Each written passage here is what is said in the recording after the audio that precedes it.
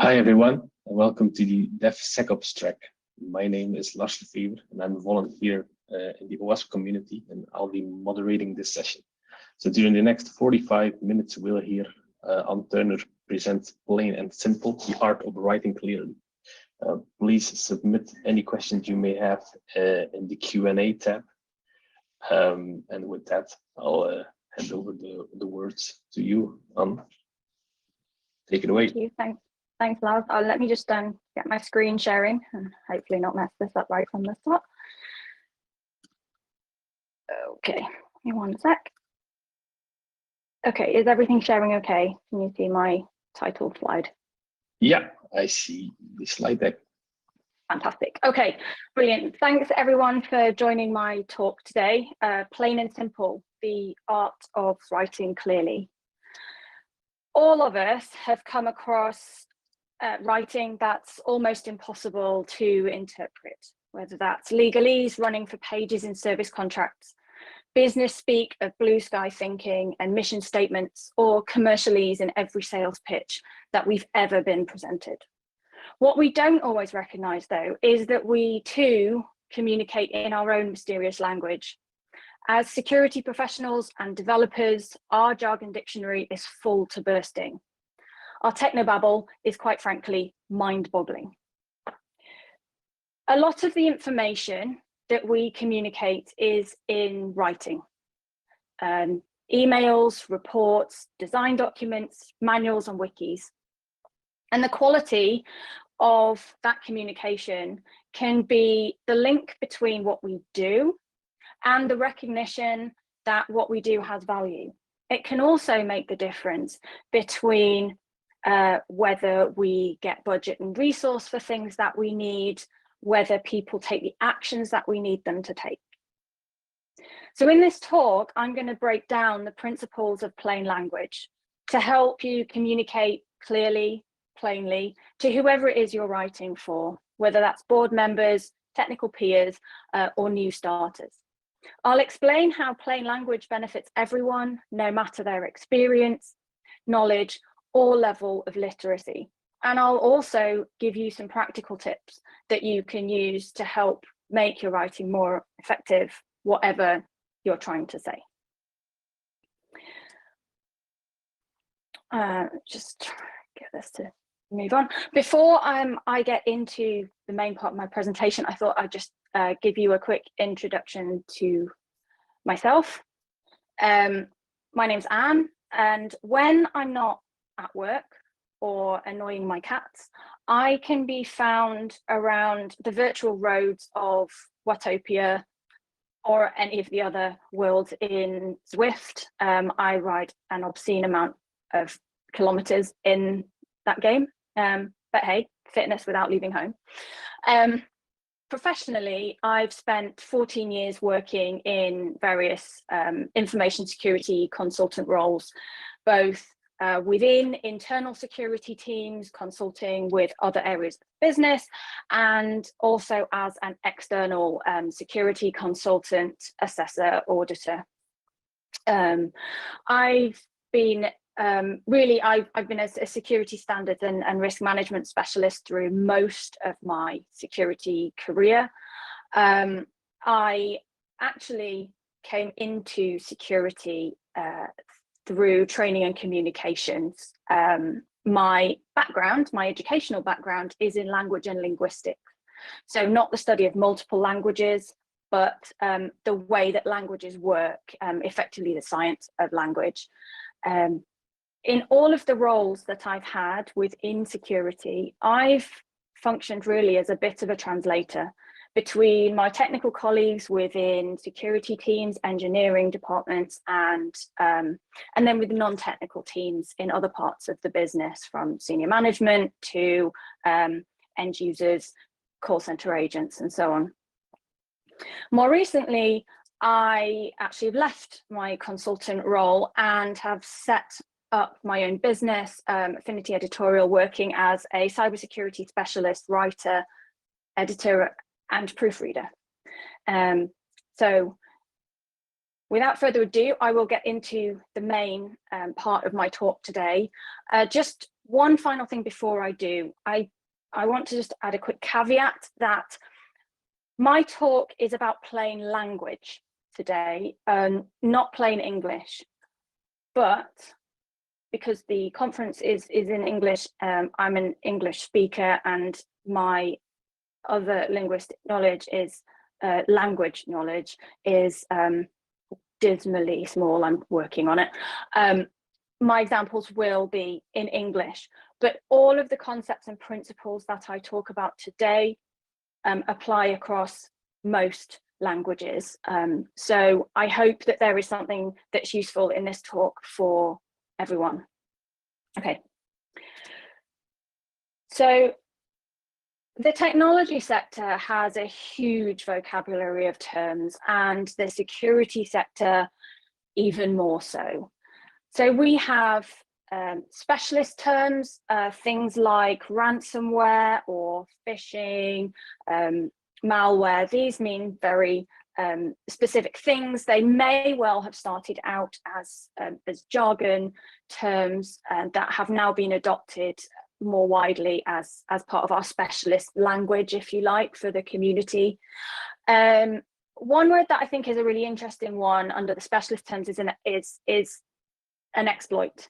So one of the things that's interesting about a lot of our specialist terminology within security is a lot of the language is borrowed from other parts of life, really. So exploit as a verb, to exploit something, is to take advantage of something. That's fine. Most people understand the word exploit in that context. But we actually use exploit as a noun, describing a thing that does the exploiting, right? So an exploit takes advantage of a vulnerability or a weakness in an organization. I think that that's a really interesting example of the way that we have got our own sort of, however familiar some of these phrases are within everyday life, we actually have a really specialist definition for them, especially in certain contexts. Other types of language that we have are jargon terms. So these are perhaps more things like smishing and vishing that we use as short forms to explain different types of phishing between ourselves. And then we have phrases more like, leet and fud and those sorts of phrases that fall more into the category of slang. The thing is, we're not always very good at translating any of these things for non-specialists. And we're not always that good at explaining exactly what interpretation of a word, specialist jargon or slang, between ourselves as well. And some of these things can have just subtly different meanings depending on who you're talking to. So we'll come on to that further on in the presentation. The big challenge with that is that it often makes security feel very overwhelming and inaccessible, even to people who are otherwise incredibly literate and find language reading most materials quite accessible. So what do we actually mean by plain language? So the concept of plain language isn't anything new. In fact, there is a quote that is attributed to Hippocrates that says the chief virtue that language can have is clearness, and nothing detracts from it so much as the use of unfamiliar words. According to the International Plain Language Federation, the definition of plain language is that a communication is in plain language if its wording, structure, and design are so clear that the intended readers can easily find what they need, understand what they find, and then use that information. Okay. Plain language is not about dumbing down the information that we need to share. but it is about presenting it in a way that's easy for whoever we're talking to understand. And that can look very different for different groups of people. So as I said, later on, I will share more practical tips about writing using plain language. But before I do that, I do want to explain a little bit more about why it matters and actually some of the value behind using plain language. So on this slide, you can see a chart that shows the levels of literacy for adults across the OECD countries. That's the Organization for Economic Cooperation and Development, and it includes most of continental Europe, as well as Australia, Canada, the US, and some parts of South America. Now, the data here is from the Survey of Adult Skills that was published in 2019. And each of the coloured bars shows the percentage of that nation's, country's population at a given literacy level. Now, there are 4 sets of shading on these slides, reading left to right. On the left-hand side of the slide, you have people with the lowest levels of literacy, and on the right-hand side, you have the greatest levels of literacy. And down the middle, roughly speaking, we have a vertical bar. And that vertical line that sits in between the yellow-greeny section and the darker blue section, approximately the middle of the chart, or the second set of shading from the left and the second in from the right. There's a vertical line. That line represents the minimum level of literacy that is required to be considered functionally literate. And that is the level of literacy that's required for coping with everyday life. So just to help to explain that a little bit more, the coloured section to the far left of the chart in orange is made up of adults who are considered to be below level 1 or below as far as their level of literacy. What that means is that these adults cannot read a text or understand the structure of sentences or paragraphs. Okay, at level 1, they might be able to identify a single piece of information in a text if it's identical to information that is given in a question. So if the text said, Bob's ball is red, and the question said, what colour is Bob's ball, they might be able to answer that question. Okay. It isn't until level 3, so the intersection that's marked by that vertical line, the group just to the right-hand side of that adults start to be able to read and navigate longer texts, longer pieces of information.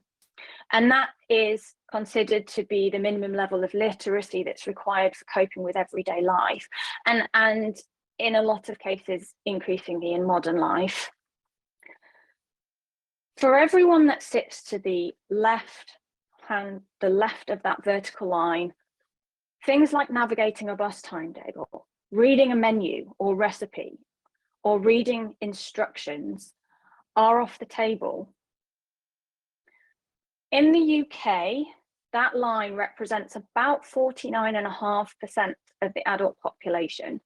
And that is actually similar across much of Europe. Now, we tend to assume that everyone we're working with shares a similar level of literacy, can read as well as we can.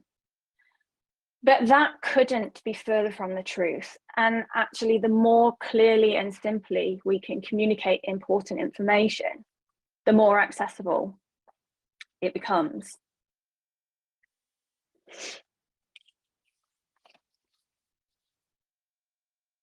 On the other hand, we have people who have incredibly high levels of literacy. So on that chart, the people at the very far right-hand side.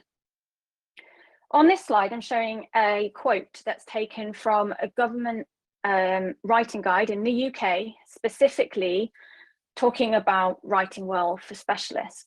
So these are people that we can assume have higher levels of literacy and generally understand specialist terminology, jargon, acronyms specific to their field. So research shows that higher literacy people prefer plain English or plain language because it allows them to understand information as quickly as possible. In 2018, there was a study published looking at the preferences of a legal audience, a group of legal specialists, into their preference for plain language. And that research found that of those surveyed, 80% of people preferred sentences written in plain English. The more complex the issue, the greater that preference became. And for example, 97% of readers preferred to see the phrase "among other things" over the Latin "inter alia." Now, bear in mind that this is a group of specialist legal professionals who are very, very familiar with these common Latin phrases because they litter our legal language in the UK. The survey also found that the more educated the person was and the more specialist their knowledge, the greater their preference became for plain English. People tend to understand complex specialist language. Higher level readers understand complex specialist language, but they don't actually want to read it if there's an alternative.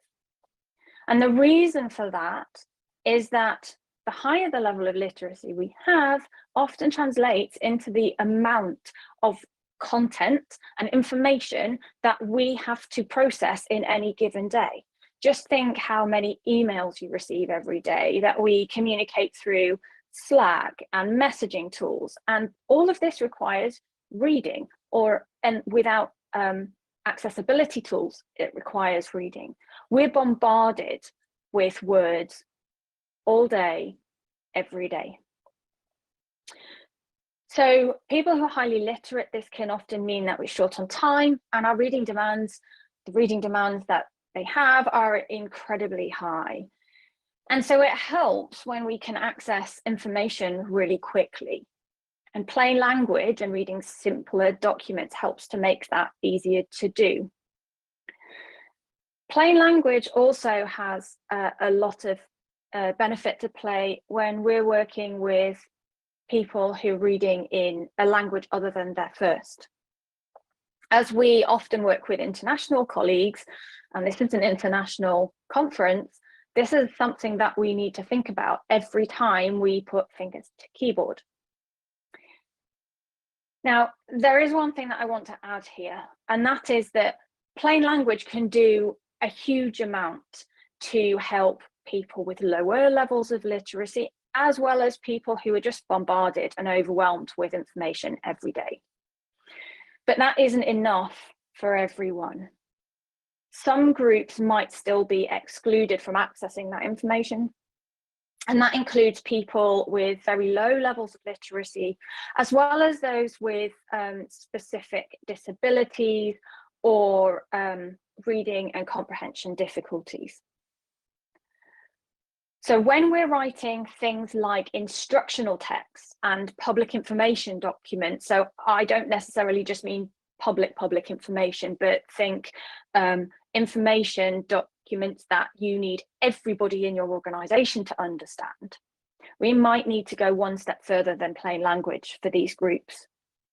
That may include publishing alternative formats such as audio, or it might mean producing easy or simple language documents that are specifically designed for those groups, developed in collaboration with them as well. That's a really important factor for easy and simple language documents.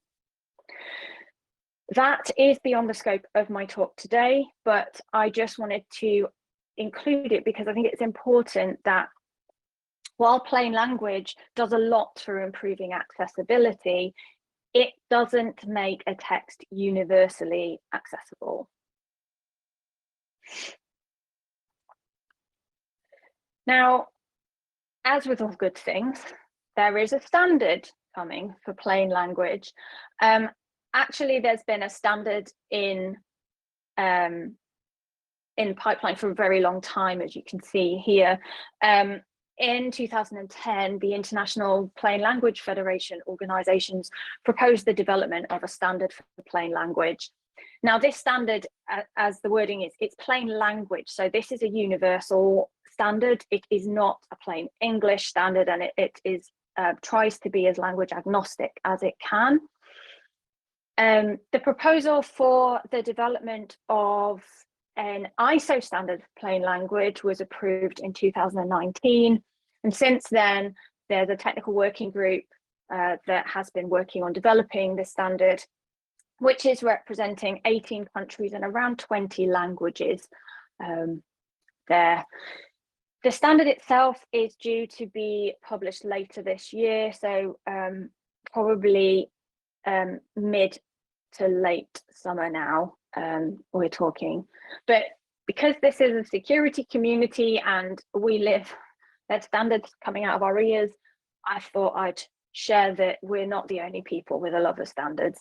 So yeah, plain language standard is coming. We can all knock our socks off with that later. So that's the theory and the justification for plain language. But how do we go about writing clearly? How do we go about implementing plain language principles so that we can be more easily understood? What steps can we take towards writing in plain language? Well, in the words of Sir Ernest Gowers, be short, be simple, be human. Just to put that into context, Sir Ernest Gowers was a member of the civil service in the UK in the 30s, 40s and 50s. And he published the first plain English guide, essentially, for the use of the civil service and the UK government. I don't know if you can see this, but it's called Plain Words. My copy is quite well marked and things. It's a really useful guide for plain English writing, and it stands up to against the test of time as well, although it has had a couple of revisions. So be short. This means using short sentences most of the time and not really saying that much more than we need to. Being simple is about using simple sentence structures, not making things too complex, and also thinking about the flow, the logical structure of our text as well. Explaining technical terms using simple or familiar words for people. And sometimes, depending on our audience, we might need to compromise the accuracy of those explanations in order to help someone understand a concept or principle enough to get through the rest of the document and what we need them to know. And being human is about knowing who you're writing for and what they need to know or do from the information that you've given them. And it's about writing for your readers using their language in ways that they understand. I'm going to elaborate on all of those over the next few slides. So be short. It's about preferring short and concise sentences, and within one sentence, kind of not really saying that much more than you need to. It isn't taking away information though. So in the be short principle applies more at a sentence level than at a full document level. When I've done plain English edits or effectively plain English translations for people, sometimes the plain English version of a document will be longer than the original version. Because if that document as a whole has a lot of specialist language in there, specialist terminology, I'm going to have to add more wording to explain what that means in order for the reader to be able to move on to the next section of the document and then to understand the document as a whole. Okay, so this is only at a sentence level, being short. In your document, you need to include everything that you want to say. It isn't, as I said at the beginning, it isn't about dumbing down information. It isn't about distilling things to the to a level that they're no longer meaningful. In fact, that is by far not the objective of plain language. If I just show you the example that's on the slide here, we have diversity and synergy enhance the bandwidth of strategic mission critical Tiger teams to touch base, shift paradigms, leverage best practices, think outside the box and push the envelope. When all we're really trying to say is that a well-run company gives decision makers the time to solve problems. There is a challenge when it comes to short sentences all the time, though, and that is that if we only use sentences that are a single clause at a time, our text can start to sound very robotic. So it is fine to flex that about a little bit, but the preference should always be for shorter sentences and ideally one concept or principle per sentence. As sentences get longer, there's more chance of them becoming confusing because we start to overload them with too much information. We might start to add lots of dependent detail that could just as easily be in a separate sentence. To explain that one, I've got an example. So the committee, which had to provide a quorum decision, including consent from the CEO and CFO to approve the proposal, was due to meet on Friday. What we're actually including in that one sentence there is an explanation about how the approval process for a decision works, plus some additional information about who needs to be involved in that approval. And then the core message is that the committee is due to meet on Friday, but it's quite hard to access that core message because there's so much stuff shoved in the middle of it. The other thing that we get with longer sentences, and this one's an example of it, is that it can get some sort of ambiguities creep in. It's much easier for ambiguities to creep in the longer our sentences become. So in this case, does the quorum decision mean that the CEO and CFO form part of that quorum, or are they in addition to it? So does the committee provide a quorum and then the CEO and CFO go on to approve it? So if we were translating this into more plain language, we might say that approvals or proposal approvals have to be submitted to a committee, full stop. The committee has to provide a quorum decision, and then clarifying whether we mean and that the quorum includes the CEO and CFO, or that they are in addition to the quorum, full stop. The committee is due or was due to meet on Friday. Okay, so we've gone from one sentence to three, but what we've done is separate out that mush of information into more distinct parts.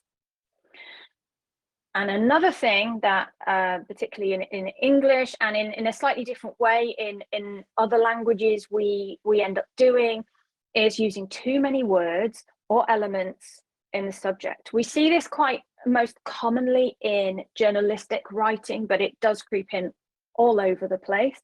The example that I've got here is more from a journalistic standpoint. So isolated instances of terrorist outfits manipulating the stock market to raise funds for their operations have been reported. Everything before the word have in that sentence is the subject. The longer the subject is, the harder it becomes to keep hold as a reader of who is doing the thing. And even identifying who is doing the thing in the first place can be really tricky depending on how that subject is described.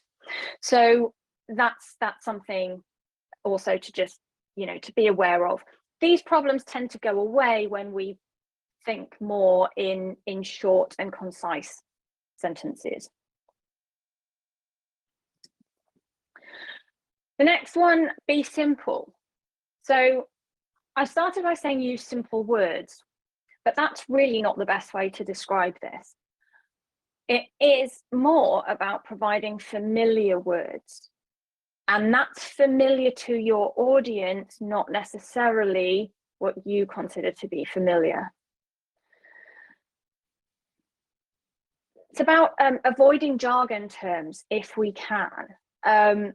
Sometimes those jargon terms, particularly in our industry, I think sit somewhere between jargon and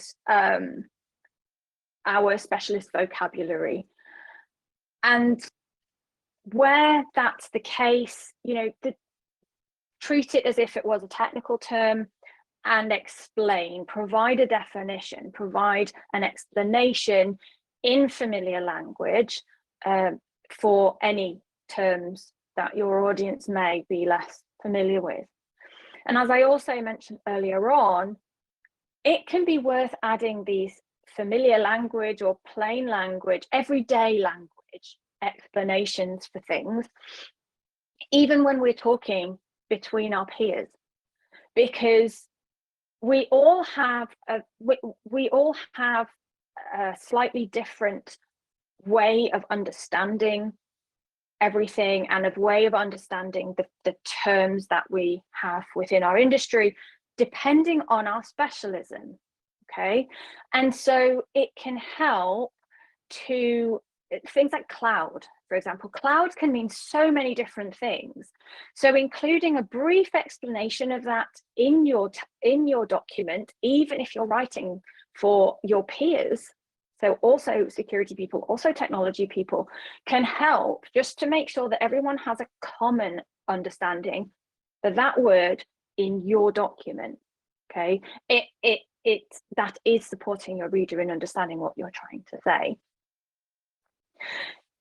I also mentioned earlier that sometimes it is worth compromising the accuracy of an explanation if it helps someone understand a concept that they need to be able to get the information from the document that they're reading.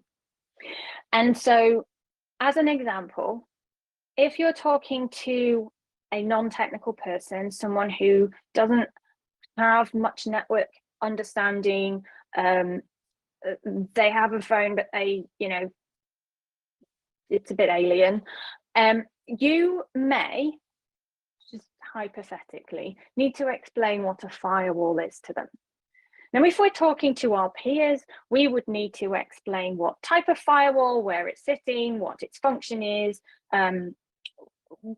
maybe what configuration we're applying to it, all of these things. But the most important thing is you would need to specify the type of firewall for that to be likely meaningful. For someone who you're trying to share some general security knowledge, you might explain a firewall as a barrier between their computer and the internet, between the organization and the internet, or between sensitive data and other parts of the business. And that may well be enough. They now have a concept for what the firewall does that they understand, and that can then get you onto the point of you maybe saying, and we need one, or we need budget for some more, or we need to upgrade ours, because now they understand in their terms in familiar terms the purpose of that thing, of the firewall. So moving on, I just wanted to share a couple of examples here now of what plain language can do to a sentence. So the first one, when introducing new technology, we will implement a robust change management process. All of us here will use a phrase like that without even thinking about it, because the change management process for us, we instantly know all of the steps that are in there. What people listening or reading that sentence might need to take away is that when we make a change, we're just going to do it carefully. Okay, fine. The next one, the department is leveraging feedback to benchmark satisfaction levels, utilizing the outcomes for the previous year. So this one's a nice, like, marketing-y, salesy type thing. The department is using feedback to compare customer satisfaction levels to last year, or employee satisfaction levels to last year, or whatever, whoever's. That's not actually clear. So, you know, you can see we've just taken out all of the garbage business language in there and just straightforward to the point. And then anybody that's worked with consultancies or any type of consulting agency, whether that's security or otherwise, will have, I'm sure, seen some kind of line like the last one. We endeavour to fulfil our duties in accordance with the zenith of professionalism, meaning we aim to deliver our work to the highest standard. So just say that, because everyone understands what you mean. You don't sound, you know, you don't sound like such an idiot. Okay, so moving on, be human. So before I talk to this slide, I'm very aware that there is quite a lot of words in the cartoon. So I'm just going to explain the cartoon so you can concentrate on the point of the slide. The cartoon is about some dinosaurs, and they're talking about the fact that in English, we don't, in some ways, of some schools of thought, we don't have a gender neutral single person pronoun. They recognize that they is being used for that purpose, but argue that they is plural, which is what the more prescriptive grammarians would have us believe. And they say, oh, we should have some others. And there's been other pronouns invented to fill this gap. So there's he, she, sie, thon, and they decide that they like thon. Okay, so that's what the slide is about. That's what the cartoon is. It will make sense later on. Being human is about knowing who you're writing for and why you're writing.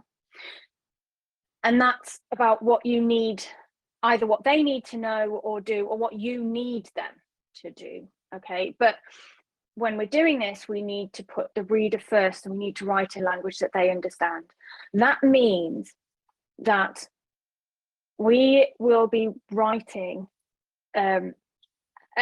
we might write this, if we were writing the same thing for different groups of people, the outcomes would look different. Okay, we wouldn't write the same document for our engineering teams who understand a lot more technical language than we would for our you know, more people-based team, for example. And one of the big things with this is to make sure that we're being inclusive. It's about checking our biases, and it's also really, as much as being inclusive, it's about not being unintentionally exclusive. Okay, so that's where the pronoun slide of the dinosaurs comes in. We have he and she, and in order to be inclusive, some people think it's fine to go he/she. That covers both sexes, both genders. Thing is, there's a massive group of people that sits in the middle of in the middle of that, or either side of that, or not within that at all. And they is generally now considered to be a more inclusive term because it allows for a spectrum. There's no binary he, she, there's this wide spectrum. And then within security terms, things like preferring primary and secondary instead of master and slave, and allow list, deny list, rather than whitelist and blacklist. It's about just not unintentionally excluding people or alienating people in the things that we're writing. I've included a link to a really good resource here, the Conscious Style Guide, that aggregates loads of online resources about writing for inclusivity. It also includes information about accessibility as well. And there are specific resources on there for IT technology language as well. So it's a really cool resource to go and look at. I think the other thing with being human is about recognizing that that's exactly what we are. We are human. When we are going through education, we're often taught to write incredibly formally, and as we progress through academic studies, university and research and things like that, that just gets more and more ingrained. And so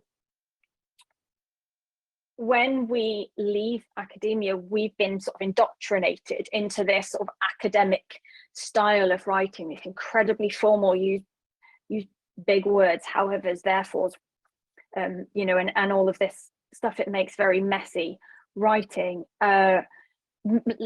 in no small part because often we're given a word count target for the dissertation or whatever it is that we have to produce, and so we pad it with all of this filler language.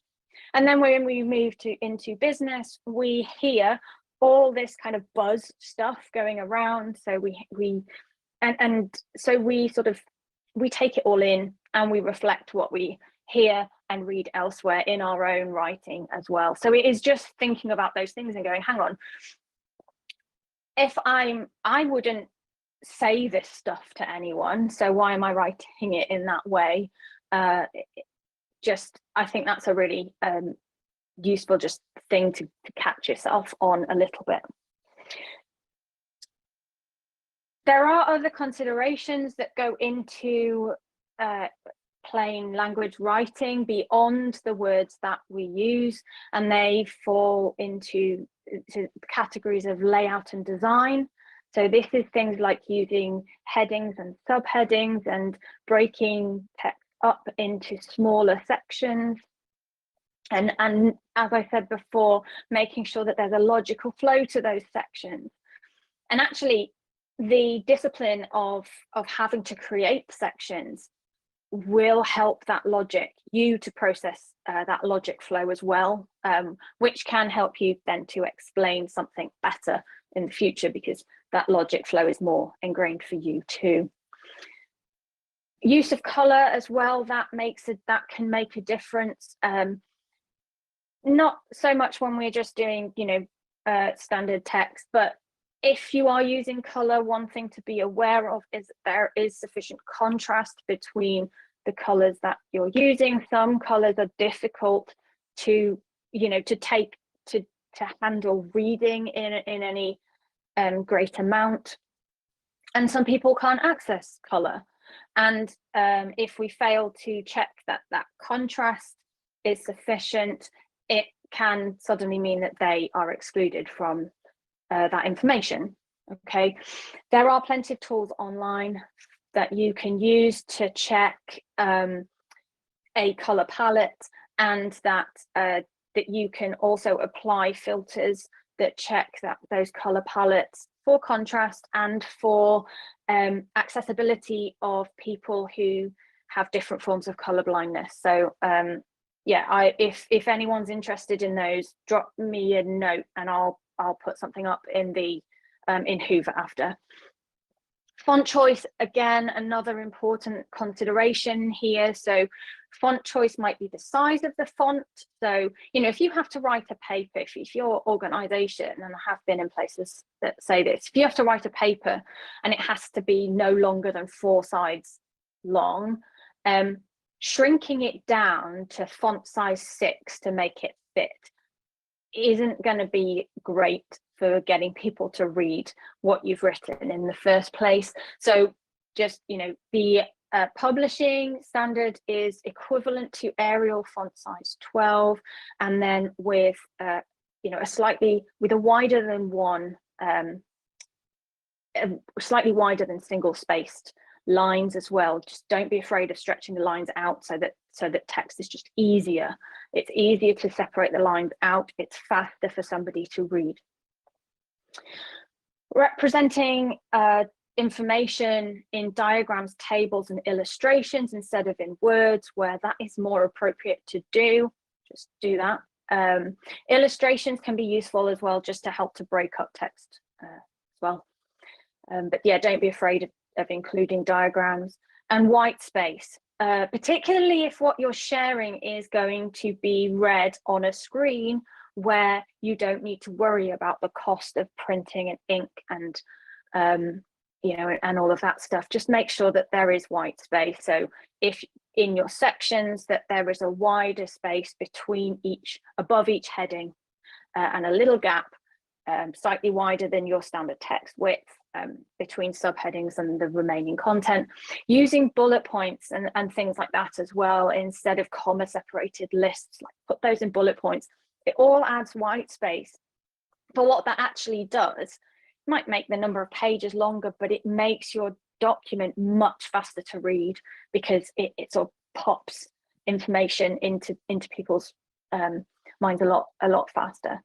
And then I mentioned briefly as well alternative formats for accessibility reasons. So that's stretching just a little bit beyond the scope of this talk, but audio is definitely one that can be quite straightforward to do. But yeah, just make sure that you're aware of any groups that might need alternative formats for information.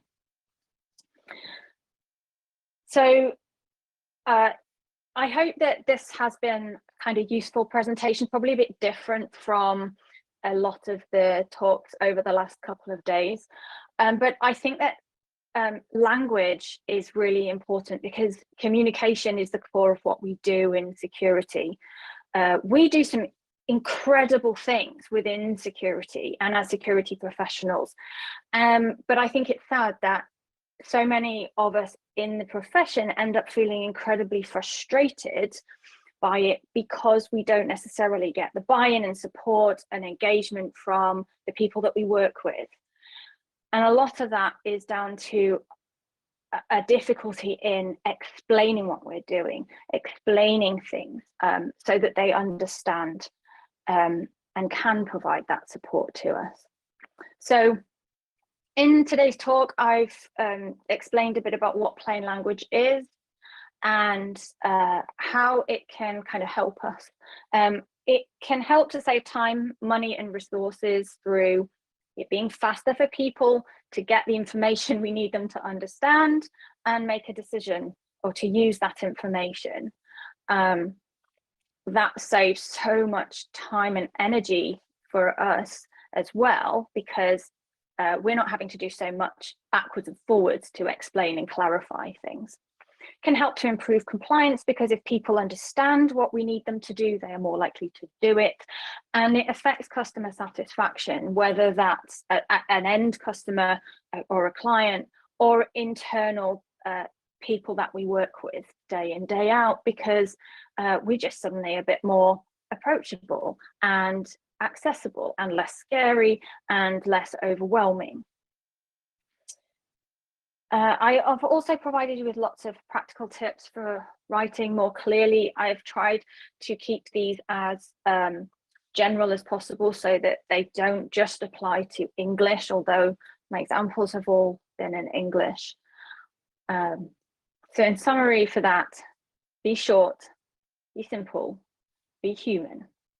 And I just want to close my talk with the quote on the page. Don't underestimate your readers' intelligence, but don't overestimate their knowledge of a particular field. When writing about science, don't simplify the science, simplify the writing. And if we swap the word for security, I think that this is definitely a principle that we can take away. When writing about security, don't simplify the security, simplify the writing. So if you want to get in touch with me, I've put my details on the slide here, as well as a couple of links related to plain language. So there's a Plain Language Association, there's loads of plain language resources on there. And I've also linked to that survey of adult skills, which I showed the literacy data from as well. This is my grown-up Twitter handle. My other Twitter handle is Fairy Cake Pixie as well. So yeah, with that, thank you very much for listening. And yeah, is there any questions?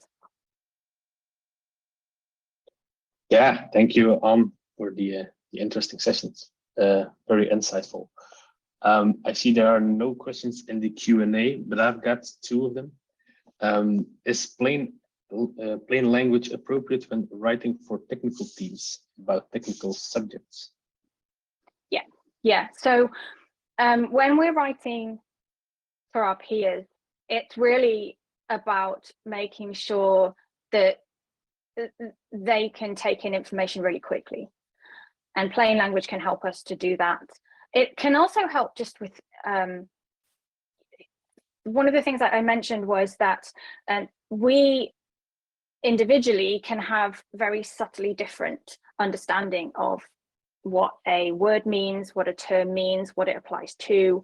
And so even though we share a common language, in this case of security, there can still be a lot of value in just clarifying within this text, this is what this term means. And that just helps to get rid of some of that ambiguity or the risk for something to be misinterpreted. Yeah, so. Yeah, okay, thank you for that. And the second one, plain language helps readers. How does it help us when we're writing?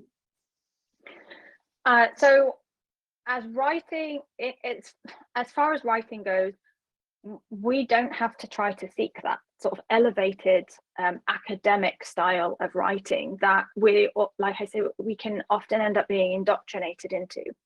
We can write more like we would speak to someone in a meeting, and that can take a bit less brain power to do. It takes a bit of practice because we're so used to, you know, creating formal papers and formal documentation and speaking to certain people in a really formal way, that plain language, it doesn't mean that you're not respectful, polite, and all of those things in what you're saying, but it just means that what you said is really clear and easy to understand for people. So I think as writers as well, one of the biggest benefits that we can get from it is just that what we've written is understood and people do what we need them to do with what we've written. So that's it, particularly in security, I think is one of the biggest benefits that we can get from it. Yeah, indeed, that's very clear. So yeah, I want to thank you for this session, and it's time to wrap up.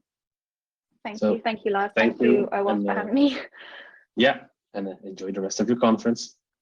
Thank you. Bye-bye.